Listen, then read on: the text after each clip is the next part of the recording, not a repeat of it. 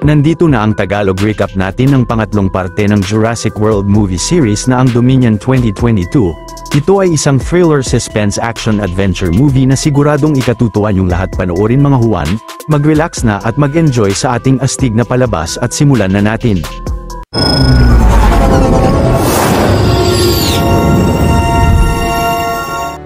4 na taon na ang nakalipas noong pumutok ang bulkang Sibo ng Isla Nublar at mula nang nakatakas ang mga dinosaur mula sa Lockwood Estate ay karamihan sa mga ito ay nanatili sa Big Rock National Park, ngunit nakaraang taon lang ay nakapagtala ang gobyerno ng 37 nasawing sibilyan ng dahil sa mga dinosaur sapagkat hanggang ngayon ay hindi pa rin nakakahanap ng paraan ng mga tao kung paano mamumuhay ng ligtas na kasama ang mga ito. Pagkatapos ay biglang sumibol ang black market sa maraming bansa ng dahil sa pagkalat ng mga dinosaur sa buong mundo. Upang mapigilan ang mga iligal na mangangaso ay binigyan ng karapatan ng gobyerno ang kumpanyang Bayesian Genetics na kolektahin at lumikha ng iba't ibang uri ng mga dinosaur. Ang CEO ng Bayesian na si Louis Dodgson ay nagpatayo ng napakalaking pasilidad sa Dolomite Mountain, Italy upang doon pag-aralan ang mga nilalang. Kasabay nito ang pagkalat ng balibalita sa biglang pagkawala ng clone ni Charlotte Lockwood na ang namatay na anak ni Benjamin Lockwood. Sa sunod na eksena si Claire at si Zia ay palihim na pinasok ang Storage Cattle Company sa Nevada kung saan iligal na pinapanganak at pinaparami ang ilang uri ng mga dinosaur upang ibenta sa black market. Napansin ni Zia na ang isang batang Triceratops ay may matinding sakit pero kasama si Franklin ay naisipan ng grupo na kunin ang dinosaur upang magamot ito. Mabilis na hinabol ang 3 ng mga mercenary ng pasilidad pero biglang nabangga ang mga sasakyan ng mga ito sa mga nagkalat na mga Triceratops sa buong paligid. Kinaumagahan ng batang si Maisie Lockwood na palihim na naninirahan sa kabundukan ng Nevada ay pumunta sa kalapit na bayan upang bumili sa isang shop. Ilang saglit sa kabilang parte ng Nevada ay makikita ang Velociraptor na si Blue na may anak na. Matapang na inatake ng batang raptor ang isang lobo pero ang mga mangangaso ay bigla siyang binaril at si Blue ay galit na inatake ang mga ito.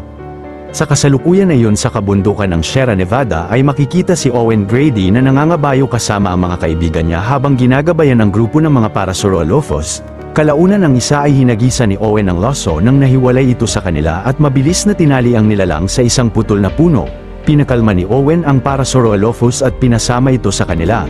Ngunit si Delacourt na agent raw ng Department of Fish and Wildlife o DFW ay sinabing lagpas na sa takdang oras ang pangangaso ni na Owen at hiniling na kunin ang dinosaur sa kanila. Pero si Owen ay alam na planong ibenta ni na Delacourt ang dinosaur sa malaking halaga at ang mga kasama niyang deputy chief at sheriff ng Sierra Nevada ay nasabing hindi nila kasamahan sina Delacourt. Ang grupo ay agad na tinutukan ng baril sina Owen at ang lalaki ay mabigat ang kalooban na binigay kay Delacourt ang Parasaurolophus. Napagdesisyonan raw ni Owen na huwag sumabak sa mga gulo dahil sa mga obligasyon niya sa buhay. Samantala si Claire ay nasabi sa dalawa na babalik sila sa pasilidad pero nasagot ni Zia na di tama ang paraan nila sa pagligtas ng mga dinosaur at si Franklin ay natanggap na sa panibagong trabaho kung saan epektibong maliligtas niya ang mga nilalang. Maya-maya pagbalik ni Maisie sa cabin ay makikitang kasama niyang manirahan roon si Claire na ang adoptive na ina niya. Ngunit pinaalalahanan siya nitong huwag lumampas sa tulay dahil maraming taong naghahanap at tumutugis sa kanya na labis na kinainis niya kay Claire. Kalaunan ay nakauwi na rin sa cabin si Owen na ang adoptive na ama ni Maisie at makikitang nagkatuluyan na sila ni Claire at magkasamang namumuhay, subalit paglalim ng gabi ay ni-report ni Delacourt sa employer niya na nahanap na niya ang batang babae pati na ang Velociraptor kasama ang anak nito. Kinamaliit na pabor lang mga Juan, kung mahilig kayo sa mga ganitong Tagalog recap ay huwag niyong kalimutan na mag-subscribe sa channel natin dahil marami pa tayong upload na mga exciting na recap katulad nito. Nabukasan ang dating empleyado ng Jurassic Park at isang paleontologist na si Dr. Alan Grant ay pinangungunahan ng grupo ng mga paleontologists sa kabundukan ng Utah. Samantala sa kanlurang Texas sa isang sakahan ay nakakita ang batang lalaki ng isang malaking locust at biglang inatake ng libu-libong giant locust ang sakahan nila.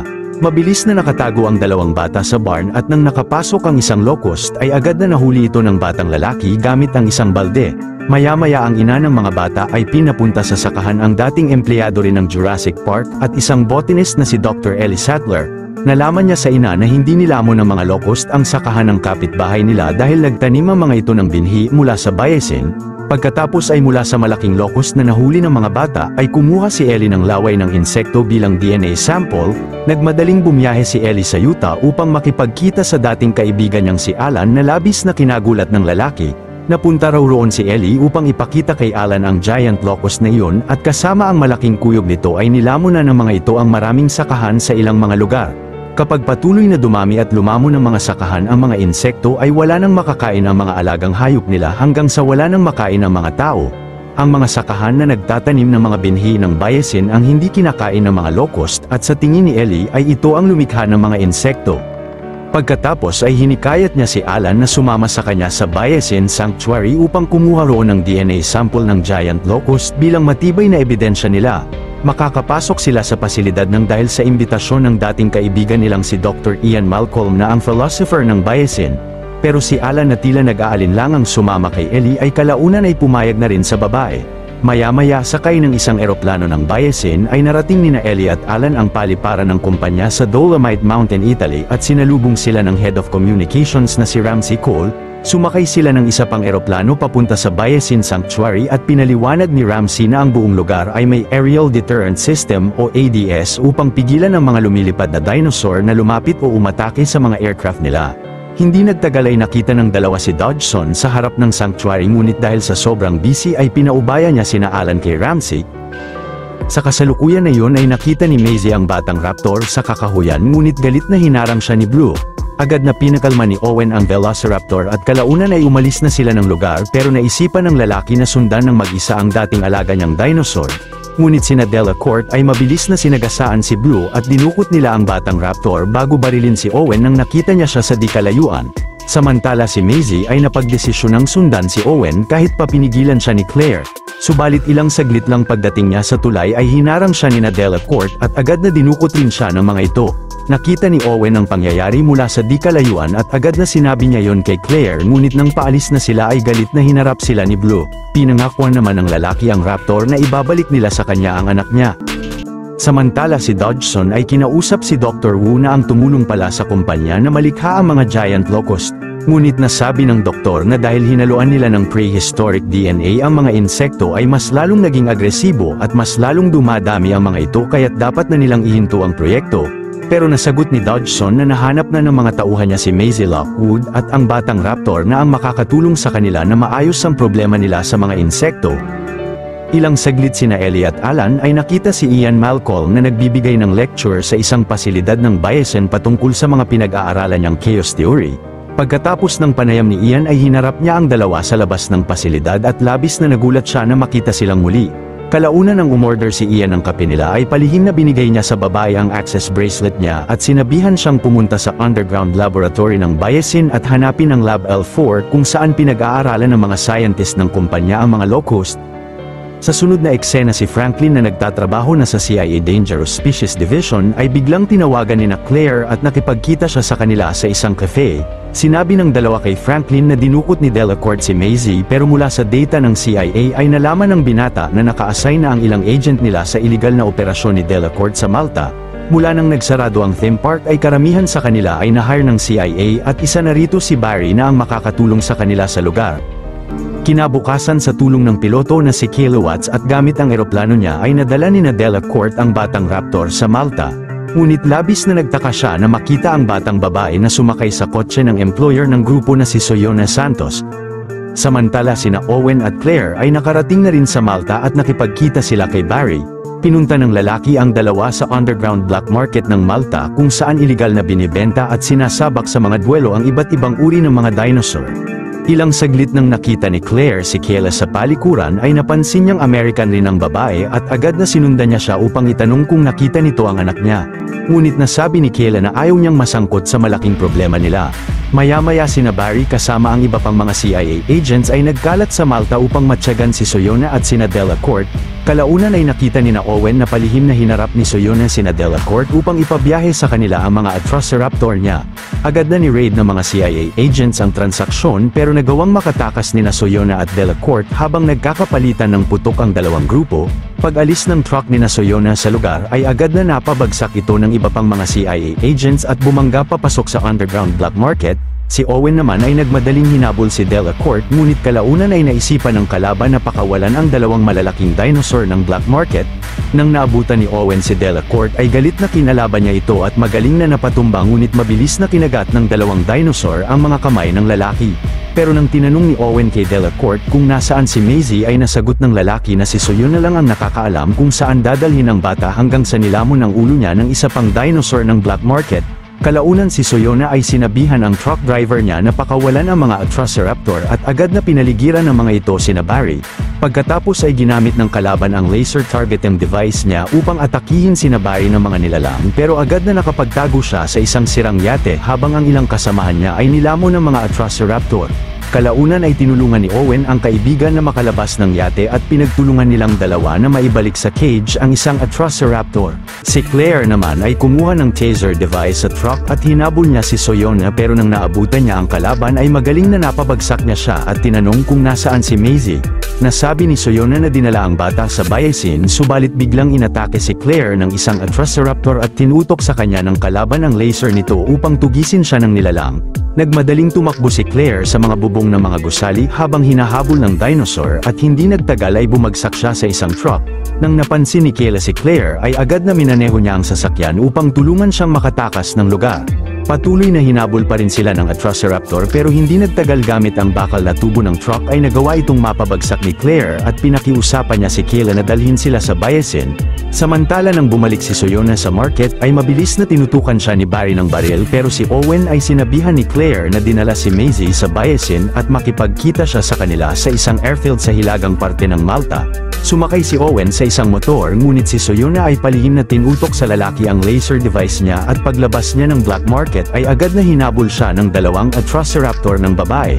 Magaling na nagmotor si Owen sa mga eskinita ng syudad subalit kahit anong gawin niya ay nagagawa pa rin siyang masundan ng dalawang Atrociraptor at ilang beses pang kamuntikang maatake ng mga nilalang. Hindi nagtagal ay narating ni na Claire ang paliparan ng Malta kung nasaan ang lumang cargo plane ni Kayla at sa patuloy na pag-drive ni Owen palayo sa mga Atrociraptor ni Soyona ay nagawa na rin niyang makarating sa lugar. Bago mapalipad ni Kayla ang eroplano palayo ay nagawang makasakay rito ni Owen at humampas ang motor niya sa isang Atrociraptor. Pagkatapos ay nilipad na ni Kayla sina Claire papunta sa Bayesin Sanctuary sa Italy. Maya-maya ay nadala na si Maisie ng mga tauhan ni Dodgson sa bayesin at pinunta siya sa laboratory nila kung saan niya nakaharap si Dr. Wu at nakita niyang doon nila dinala ang batang raptor.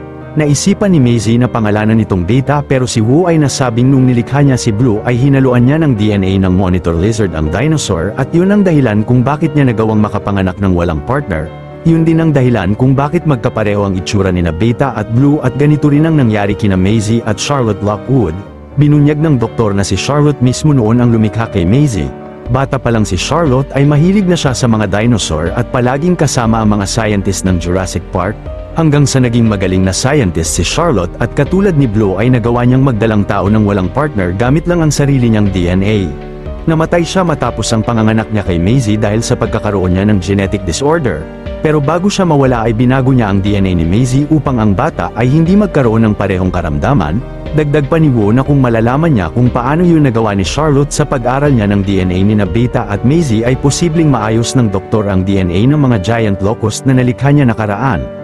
Ilang saglit habang kausap ni Dr. Wu si Dodgson ay nagmadaling pinakawalan ni Maisie si Beta at ginamit niya ang pagkakataon na yon upang makatakas ng laboratory habang ang batang raptor ay nagwala sa pasilidad. Samantala si Ramsey ay inalok sina Ellie at Alan na maglibot sa mga pasilidad ng gusali habang wala siya. Nang sumang-ayon ng dalawa ay iniwan niya muna sila. Agad na pinuntahan ni na Alan ang laboratory ng bayesin ng nakadisguise at gamit ang access bracelet ay pumasok sila sa Lab L4 kung nasaan ang mga giant locust.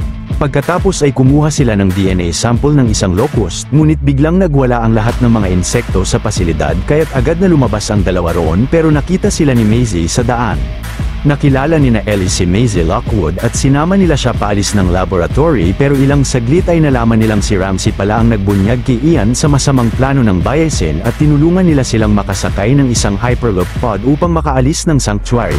Samantala ng pababa na sina Kayla ng Bayesin Sanctuary ay nadetect sila ng mga tauhan ni Dodgson at ang tauhan niyang si Jeffrey ay nasabing ayon kay Soyona ay sina Owen ang sakay ng eroplano. Pagkatapos ay pina-deactivate ni Dodgson ang Aerial Deterrent System ng buong lugar o ang ADS upang atakihin ng Quetzalcoatlus ang aircraft ni Kayla. Dahil naman ang inuupuan lang ni Claire ang may parachute ay sinabihan ni Owen ang kasintahan na mag-eject at gamitin ang parachute ng upuan. Kahit nag-aalinlangan ay nag-eject nga si Claire mula sa eroplano at kalaunan ay malakas na bumagsak ang aircraft ni Kayla sa kalapit na water dam ng Bayasin, ngunit ang ilang grupo ng Pteranodon ay winasak ang parachute ni Claire na nagdahilan ng pagkabagsak niya sa isang malaking puno ng kagubatan, nagawang makasurvive ni Kayla at Owen sa pag-crash at habang naglalakad sa nagyelong lawa ay nasabi ng babae na nandoon siya nang dinala ang bata sa Bayasin, pero nang nakita niya ang litrato nito kay Claire ay napagdesisyonan niyang iligtas siya. Kalaunan ay biglang nagpakita kina Kayla at Owen ang isang Pyroraptor at mabilis na lumangoy ang dinosaur sa ilalim ng nagyayelong lawa. Pagtakbo ng dalawa ay nahulog si Owen sa lawa, pero bago siya atakihin ng nilalang ay nagawa siyang maahon ni Kayla. Nagmadaling nagtungo sina Owen sa elevator ng dam upang hindi na sila maatake ng Pyroraptor at ginamit rito ni Kayla ang taser device niya.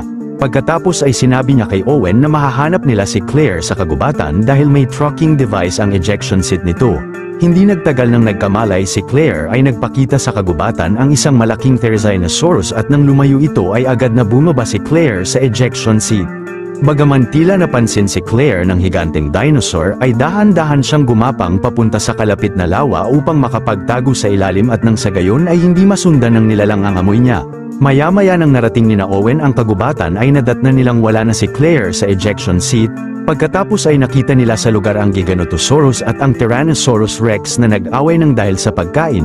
Ngunit nang na-overpower ang T-Rex ng Giganotosaurus ay napilitan siyang umalis at kinuha nito ang pagkain niya. Sa sunod na eksena ay ni-report ni Jeffrey K. Dodgson na nakita ng security camera na pumasok ng Lab L4 sina Ellie at kumuha roon ng locus DNA sample. Nakita rin ng isa pang camera na binigay ni Ian ang access bracelet niya kay Ellie at yun ang dahilan kung paano sila nakapasok sa laboratory. Nang nalaman pa ni Dodgson kay Jeffrey na kasalukuyang nakasakay sina Alan sa isang Hyperloop pod ay naisipan niyang ihinto ang sasakyan sa underground na minahan ng Bayasin. Pagkatapos ay pinatawag ni Dodgson si Ian upang tanggalin na siya sa kumpanya at inatasan niya si Ramsey na paalisin ang lalaki sa sanctuary. Pero si Ramsey ay tinulungan si Ian na makasakay ng isang truck ng Bayasin upang mapuntahan niya sina Ellie sa minahan. Sa kasalukuyan na yun ang tatlo ay naghanap ng malalabasan nila mula sa mga tunnel ng minahan pero biglang nakakita sila ng mga mababangis na mga dinosaur sa iba't ibang parte ng lugar na labis na kinatakot nila. Nang natunto ni Ellie ang exit gate ay nakarating na sa lugar si Ian subalit ang mga dinosaur ay malakas na iniipit ang tatlo gamit ang cart ng minahan habang ang lalaki ay hindi mabuksan ang gate. Kalaunan ay nakita ni Ramsey sina Ian sa monitor at agad na binuksan niya ang tarangkahan upang makalabas ang tatlo sa minahan. Pagkatapos ay pinag-utos ni Dodgson sa mga scientist niya na sunugin ang lahat ng mga locus nila sa laboratory, subalit pag-alis niya ay aksidenteng nabutas ang kisame ng pasilidad at nakatakas roon ng napakaraming insekto habang patuloy na nasusunog. Samantala si Claire ay nakarating sa isang research outpost ng Bayasin ngunit biglang napaligiran siya ng maraming Dilophosaurus pero sina Owen ay magaling na napabagsak ang isa at nag-alisa na ang mga ito sa lugar. Sa sunod na eksena sina Ellie ay sumakay ng truck ni Ian ngunit habang nasa biyahe ay bumagsak sa kanila ang mga nasusunog na locus na kinaaksidente ng sasakyan nila at nahulog ito sa kalapit na bangin. Walang napahamak sa grupo pero sina Claire sa di kalayuan ay nakita ang bumagsak na sasakyan at masayang nakita nila at nahagkan muli si Maisie. Doon rin nakilala ni Owen ng personal sina Alan at Ellie ngunit biglang dumating sa lugar ang dambuhalang Giganotosaurus. Nagmadaling nagtago sa truck si Ian habang ang karamihan ay umakyat sa research outpost at kamuntikan pang malamon ng Giganotosaurus ang bata pero agad na nakaakyat siya. Nang na-corner ng nilalang ang grupo ay matapang na kinuha ni Ian ang atensyon ng dinosaur at mabilis na hinagisa ng torch ang bibig nito. Pagkatapos ay umakyat rin siya ng outpost at ang grupo ay pumasok sa loob ng pasilidad ngunit ang Giganotosaurus ay malakas na inatake pa rin sila roon. Pero dahil sa sunod-sunod na pag-atake ni Claire sa higanteng nilalang ay napilitan itong umalis ng lugar. Kalaunan ay napagplanuhan ni Kayla na gamitin ang helicopter mula sa pinakamalaking gusali ng Bayasin at paganahin muli sa control room ang Aerial Deterrent System o ang ADS upang makaalis na sila sa lugar. Pagkatapos ay tinahak nila ang underground tunnel ng outpost upang matuntun ang sentrong gusali ng Bayasin. Dahil naman sa malaking sunog na nadulot ng mga giant locust sa buong kagubatan ay mabigat ang kalooban na pinag-utos ni Dodgson na papuntahin sa loob ng emergency containment facility ang lahat ng mga empleyado pati na ang lahat ng uri ng dinosaur nila. Hindi nagtagal ay natunto ni Claire ang control room ng Bayasin na nilikas na ng mga empleyado at nang napansin ng babae na hindi sapat ang power supply ng pasilidad upang ma-activate muli ang ADS ay minungkahi ni Ramsey na i-shutdown nila ang primary system ng Bayasin. Sa sunod na eksena sina Owen ay pumunta sa water treatment center upang hanapin si Beta at nang nagpakita sa kanila ang batang raptor ay magaling na pinakalma siya ni Maisie at Alan. Nang umatake si Blue ay agad na binaril ito ni Owen ng pangparalisa. Sa kasalukuyan na yon ay sumakay si Dodgson ng Hyperloop pod upang makaalis ng sanctuary. Samantala sina Claire at Ellie ay pumunta sa server room ngunit nakakita sila sa sahig ng napakaraming nasunog na giant locust. Ilang saglit ay na-shutdown na nila ang primary system ng sanctuary at biglang nawala ng kuryente sa buong lugar pati na ang sinasakyang pod ni Dodgson. Ngunit nag-alarm at nagsimulang mag-reboot ang system at biglang nagwala ang mga insekto. Pero si Claire ay buong lakas na tinaga ang mga insekto pati na ang malaking makina ng primary system at sa wakas ay nagawang ma-activate muli ni Ian ang aerial deterrent system. Sa kasalukuyan na yun si Dodgson ay napilitang maglakad sa tunnel ng Hyperloop pod upang makaalis ng gusali ngunit biglang sinugod siya ng napakaraming Dilophosaurus na nagkalat sa tunnel at inatake siya ng mga ito. Kalaunan dala ang batang raptor ay nag-regroup sina Owen kina Claire sa control room at pinuntahan sila roon ni Dr. Wu. Pagkatapos ay nasabi niya sa grupo na plano niyang ayusin ang DNA ng lahat ng locust kapag napag-aralan niya ang DNA ni Maisie. Sinama naman ni Ramsey ang doktor palabas habang si Kayla ay nagawang matuntun ng helicopter ng Biosin at pinunta niya ito sa harap ng sanctuary. Pero dahil nasa loob ng pasilidad ang lahat ng dinosaur ay biglang nagpakita roon ang Giganotosaurus at ang Tyrannosaurus Rex at nagtuos uli sila sa pangalawang pagkakataon. Buong lakas na nakipagsagupaan ang Tyrannosaurus Rex sa Giganotosaurus. Subalit dahil mas malaki at mas malakas ang kalaban ay hindi nagtagal ay nagawa nitong mapabagsak ang T-Rex. Ilang saglit ay nagpakita sa lugar ang Therizinosaurus at ang Tyrannosaurus ay bumangon uli at tinulak ang Giganotosaurus sa mahahabang klo ng nilalang upang matapos ito. Sina Owen naman ay sumakay na ng helicopter at nagmadaling umalis ang grupo sa Biosin Sanctuary. Pagdating nila sa airport ng Biosin ay binunyag ni Ramsey sa media ang mga korupsyon ng kumpanya habang ang iba ay ginagamot ng mga paramedic at kalaunan ay umalis na sila sa lugar sakay ng isa pang helicopter. Makalipas ang ilang araw sina Alan at Ellie ay tetestigo sa Senate hearing na kasama si Ramsey bilang whistleblower patungkol sa korupsyon ng Biosin. Maya-maya sina Owen ay binalik na si Beta kay Blue at tila nagpasalamat sa kanila ang raptor bago ito umalis. Sa sunod na eksena si Dr. Wu ay nagtagumpay ng maayos ang DNA ng mga giant locust sa buong mundo. Mula naman sa utos ng United Nations ay itinalaga nila ang Biosin Valley bilang bagong tahanan ng mga dinosaur upang doon sila manirahan ng malaya at malayo sa mga tao.